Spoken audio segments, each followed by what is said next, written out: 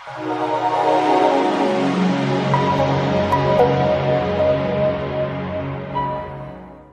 ఇండస్ట్రీలో ఎన్టీఆర్ది ఒక ప్రత్యేకమైన చరిత్ర. అటువంటి చరిత్రను భావితరాలకు అందించినందుకు ఇది విజయం సాధించాలని నేను కోరుకోను. ఎందుకంటే ఎన్టీఆర్ విజయం సాధించడం వల్లే ఈ బయోపిక్ మొదలైంది. చరిత్రకు విజయాలు అపజయాలు ఉండవు, కేవలం చరిత్ర సృష్టించడమే ఉంటుంది అని నటుడు జూనియర్ ఎన్టీఆర్ అన్నారు. ఎన్టీఆర్ బయోపిక్ ఆడియో రిలీజ్ వేడుకలో భాగంగా జూనియర్ ఎన్టీఆర్ మాట్లాడుతూ కాసింత భావోద్వేగానికి లోనయ్యారు. ఆ మహామనిషి కుటుంబంలోని ఒక కుటుంబ సభ్యుడిగా నేను మాట్లాడటం లేదు. ఒక మహానుభావుడు చేసిన త్యాగాల వల్ల లబ్ధి పొందిన ఒక తెలుగువాడిగా నేను మాట్లాడుతున్నాను. తెలుగువాడిగా పుట్టిన ప్రతి ఇంటికి చెందిన వ్యక్తి ఎన్టీఆర్. ఆ మహానుభావుడి చరిత్రను మా తరానికి, ముందు తరాలకు తీసుకువెళుతున్న బాబాయ్ బాలకృష్ణ గురించి ఎంత చెప్పినా సరిపోదు.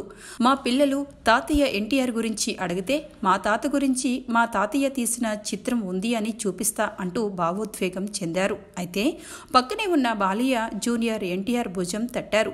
జూనియర్ ఎన్టీఆర్ మాట్లాడుతున్నంతసేపు కార్యక్రమానికి వచ్చిన నందమూరి అభిమానులు, జూనియర్ అభిమానులు ఈలలు కేకలతో జై ఎన్టీఆర్ అంటూ నినాదాలతో హోరెత్తించారు.